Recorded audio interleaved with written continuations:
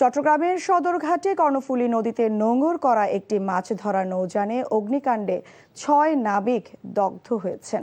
গুরুতর আহত ৩ জনকে ঢাকায় পাঠানো হয়েছে। এলাকাবাসী জানান, মঙ্গলবার দুপুরে FV দেশ নামে নৌযানটি কর্ণফুলী নদীর সদরঘাটের সাম্পান ঘাট এলাকায় মুড়িং বয়ায় নোঙর করে। পরে ইঞ্জিন কক্ষ থেকে হঠাৎ বিকট শব্দের পর আগুনের সূত্রপাত হয়। এতে ৬ জন দগ্ধ হন, আহত হন আরও একজন।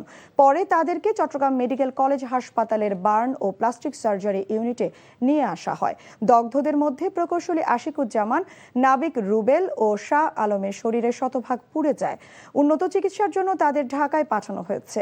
এ ঘটনায় থানায় একটি সাধারণ ডায়েরি করেছেন নৌযানের ক্যাপ্টেন জুবায়ের মাহমুদ।